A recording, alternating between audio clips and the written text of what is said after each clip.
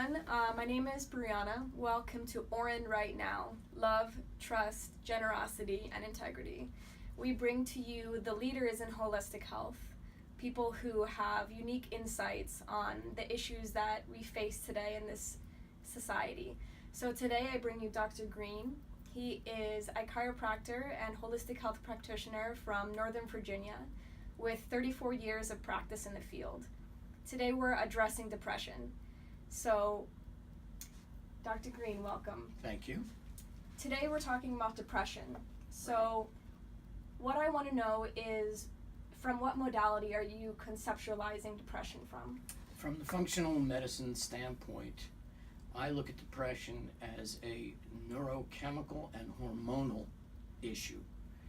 In our office, we do not have the tools or the training to address the behavioral aspect. We leave that to the mental health counselor, psychologists, and psychiatrists. But from our vantage point, if the body's not functioning properly, the patient can't really get any traction in terms of their talk therapy Right. without having their bodies function properly. So that is our corner of the mental health aspect. Right. So basically, if the machine isn't functioning properly, you can put as much oil in it as you want, but the machine is broken. Exactly. So we cannot 100%. continue to just put oil and expect there to be a change. Exactly right. So, from your point of view, what are some of the biggest side steps or misconceptions when it comes to depression as it's being treated in the Western world? Well, I think today the mistake that most Western medicine makes, and I've spoken to every practitioner from hospital psychiatrist down to corner psychologist, and what these practitioners are often faced with is patients who come in, they categorize them as depressed, and then they treat them as if all depression is the same and originates from the same place. Right. No accounting is made of how the body's brain is functioning, how the nervous system is functioning, and what may be deficient and causing at least the perpetuation of the Right. situation. It may not have been the origin to begin with. It might have been, but it may not have been. Right. But the patient's body is maybe not functioning properly. And so to just throw something out without having the appropriate knowledge, to me, is an improper way of approaching the patient, and I believe it is a disservice to the patient ultimately. Right. So right now we're basically generalizing everyone's depression as the same, regardless of the way that their body is functioning and the way that their brain is functioning. Exactly, and we're treating them all the same. We use one of the most popular class of medications is the selective serotonin reuptake inhibitor medication. Mm-hmm. The presumption is that the problem is with serotonin levels. Can you give us some names of those medications just so the audience would get an idea of what we're talking Sure. about? Prozac would be Okay. a very common Very one. common one. Yes. There are so many of them. The names, of course, escape me right now. But most of them fall into the serotonin reuptake inhibitor category. Right. The problem is there are other neurotransmitters involved in depression. There are hormones involved in depression. And if we've made no accounting of any of these, Right. we're literally throwing darts at a board and hoping something hits Right. the target. And I just don't think that that's the appropriate way to approach it. So what happens? Talk therapy is another aspect or route that we get to addressing depression, Sure. and that is more on the holistic realm. But what if we treat someone with talk therapy and no psychotropic medications, and we don't address the neurotransmitters and the hormones? What could you see as a potential downfall of doing that? Well, I think that you're going to run into limits from the practitioner's standpoint and frustration from the patient's standpoint. Without the appropriate chemistry, without the appropriate hormone levels, no matter how desirous the patient is of making improvement, they do not have the capacity to do it. Right. It's just that simple. It's like, I want to be the fastest race car driver and I'm missing a spark plug, but you keep giving me more gasoline. Right. Doesn't matter. I would Really. imagine that would contribute to the feelings of helplessness as well, and almost create a worsening of the symptoms that we're trying to address. It does, and it leads to practitioner frustration, Right, and it leads to a patient giving up on the therapy, saying this isn't working, right, when in fact it could be, and usually should be, the most important part of it, but it can't gain traction if the patient is incapable of chemically doing the job. right, So we have to take into account, what are the neurotransmitter levels? What are the hormone levels? If we can balance them, then the patient has the ability to execute on suggestions and the therapy that is being provided in Right. office. So it's used as an adjunct to these different, A critical adjunct. right, I believe that it's perhaps the mental health counselor's best weapon is to engage the services of a functional medicine practitioner, right, and as a team help bring the patient to health. absolutely. So a lot more integrated care instead of just throwing someone to a psychiatrist or a therapist or a doctor, Right. having everyone work in unison to, Exactly. Again, you mentioned holism, the holistic approach. Our bodies are very complex. They don't operate in a vacuum. right, There's never a single variant to almost any aspect of any disease, no matter what its origin, unless it's directly from a trauma. You get run over by a truck and your leg is broken. Yes, we know exactly what happened, right, where the issue was, and where the problem is, and how to fix that. right, But especially when we're talking about behavioral issues, these are very complex issues. They take Absolutely. place over time, and in environments, in environments Right. that, again, this is outside of the scope of the functional medicine practitioner. But right, the body has reacted, always reacted. What is its status now? And how do we bring balance back to it so that the counselor can bring health to the patient? absolutely. So from your perspective, what are some of the causations of these different imbalances? Because those imbalances don't happen in a vacuum either. So what Right. could be a cause of an imbalance in neurotransmitters or an imbalance in hormones? Okay, great question. One that is cited all the time, but perhaps without any background behind it, is stress. Right. Stress is an incredible depleter of hormones and neurotransmitters. Now, in our society today, we are continuously bombarded Right. from every which way, in every type of media, print, visual, audio. We are surrounded by stimuli. This is an unnatural situation and unique to today.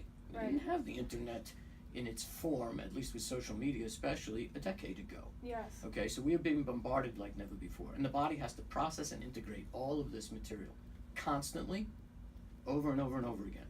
Our bodies are not made or designed to do that. Right. Okay, and so if I suppose we all slept 8 hours and had a restorative sleep, if we were able to shut off the real world at 10 o'clock at night, if we Good luck. all ate organically and perfectly, maybe we could keep up with that type of assault. Maybe. Right. But most of us don't eat a good diet. We eat a standard American diet, or SAD, standard American diet, which is, again, as I explained to you previously, it is calorie rich and nutrient poor. So we are overfed and undernourished. Right.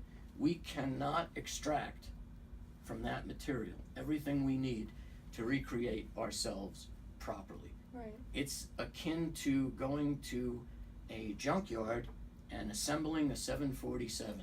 I wouldn't want to try and fly in that plane. Okay, our bodies are very complex. They Right. require absolute nutrients metabolized properly, reconstructed properly, and they need downtime. Right. We don't get that today. So stress is the number one thing that depletes That makes sense. our neurotransmitters and hormones. Of course, there are other things naturally.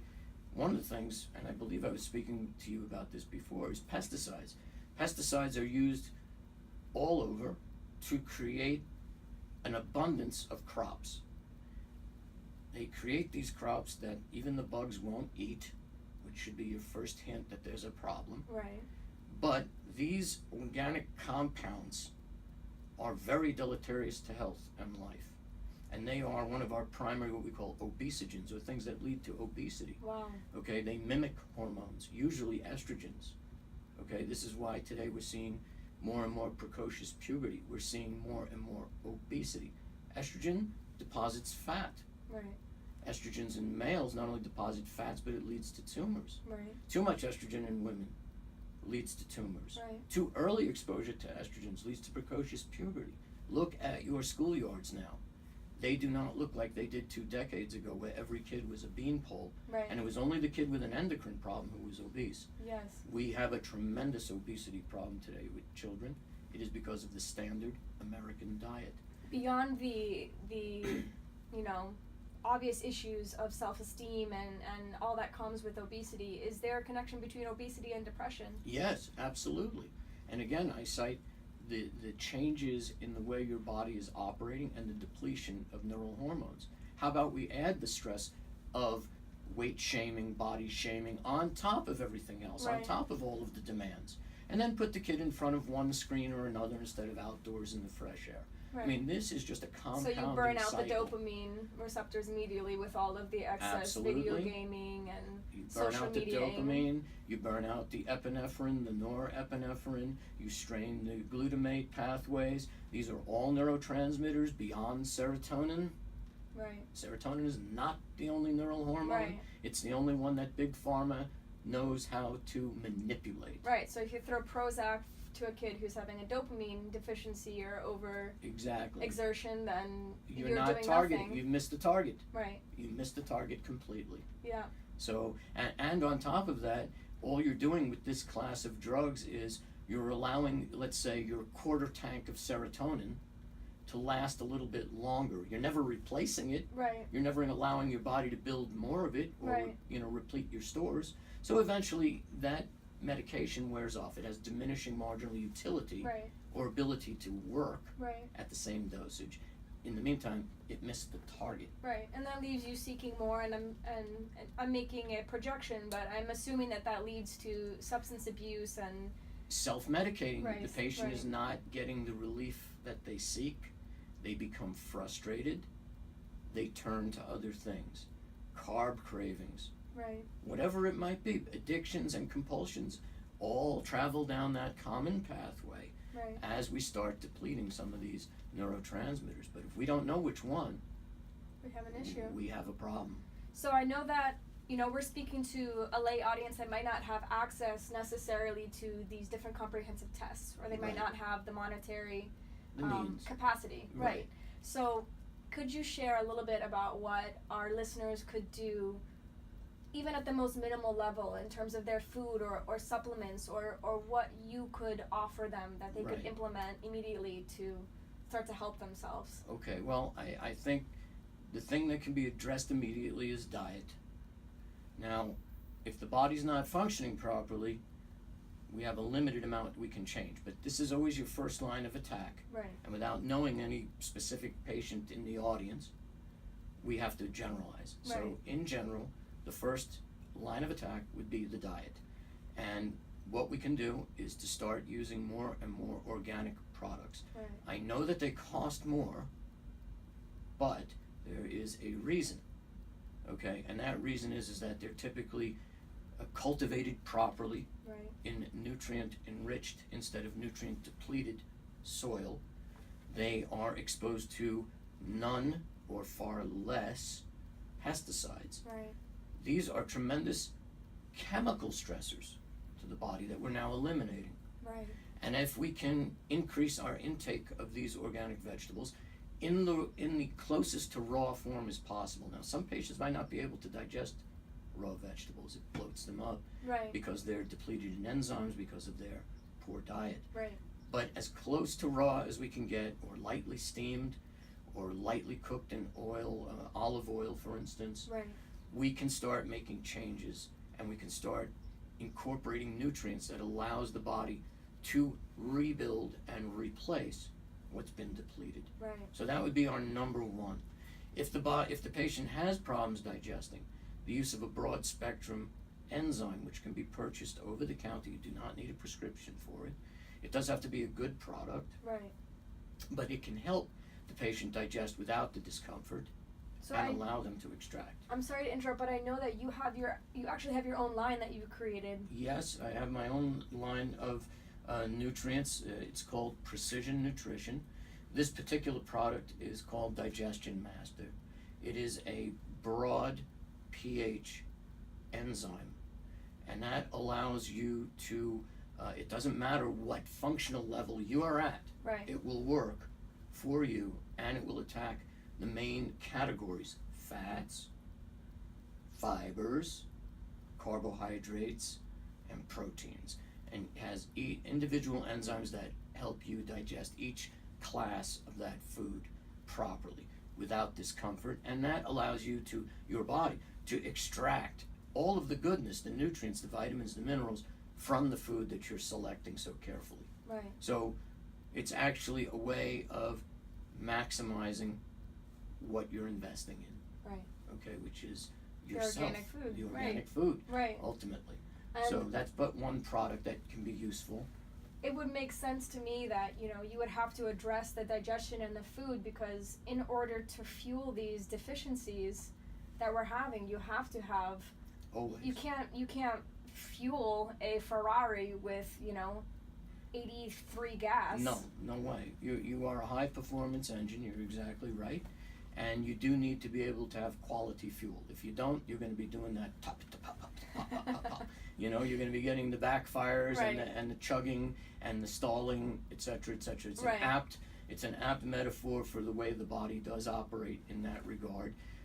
You feed quality fuels, you get quality product in terms of neurotransmitter production, hormone production. Right. You don't need exogenous source or outside source necessarily if you give your body the correct raw materials Right. to do what it's designed to do. Right. So, of course, again, I have to stress, everybody is individual, Right. and we don't know from our discussion here Right. what any individual audience member has been exposed to. They could have Right. had serial infections, had serial antibiotics, Right. and it has destroyed the flora in their gut, and this has created a digestion problem that is beyond enzymes, but instead needs flora or Right. probiotics. So really, each person is individual, but this is a good place to start if, in fact, you have digestive issues like bloating. Right. So this is more of like a generalized approach, and my question would be, if you are to go, you really feel like there is an issue and you're suffering severely with depression and talk therapy isn't working and the psychiatric medications aren't working. If I'm to go to the doctor, what test would I ask for to properly assess what is missing in my brain composition or my neurotransmitter composition or hormone balance? Right. Well, this is a really excellent question, and I'm going to give it in sort of a two-part answer. First of all, most Western medical practitioners, will not know how to approach this, and they often balk when you ask them for these particular tests. Right. The reason they'll give you is because the tests are expensive, but the real answer is they don't know what to make of the data. Right. They don't know how to make sense of the data or what to do with the result. Right. So if you are going to seek to have this type of testing, you should look for a functional medicine practitioner. Functional medicine. Functional medicine practitioner. They can be an osteopath, can be a chiropractor, could be a medical doctor who's taken the extra time to do the study, Right. but they will always label themselves somewhere in their materials that they practice functional medicine. They're looking to bring function back to the body. Right. And once you have isolated or chosen that person, then you ask them for a neurohormonal panel. Okay. This takes care of neurotransmitters and hormones, and usually it's a combination of a urine and saliva. Okay. And so the tests are very easy to take. Right. There's no pain No blood involved in it. testing No, or there's no anything. blood testing. And in fact, you do the collection of the samples yourself Right. in your own home at your convenience on your schedule.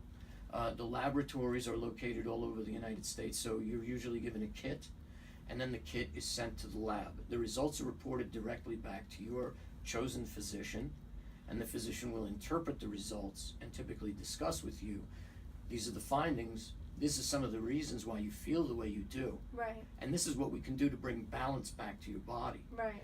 It's my hope, it certainly is in my practice, that we work with the mental health counselor or psychologist or psychiatrist to bring harmony and synergy to the patient. Right. Ultimately, we're working for the health of the patient. So Yes. our goals are all the same. Right. We're not in competition. Right. We're not at each other's throats. We're working for the benefit of the patient. Right. And if we can do this, the patient gets better results, faster results, lasting results, and is brought back to health quicker. Amazing. So Well, I just really want to thank you for being here with It's- us today, Dr. Green. it's been my pleasure. You have such an amazing perspective that I don't hear often, and it's very valuable to our listeners. So Well, I'm glad. really appreciate your presence here. If it helps only one person, I'm very happy. That is the reason I went into this profession, is to help people, and if it does, then this is a terrific medium. It's one I haven't used before. So thank you. Of course. You're And great. thank you everyone for tuning into Oren right now. We'll be back soon with another episode offering you the best advice and the most proficient professionals in the holistic health field.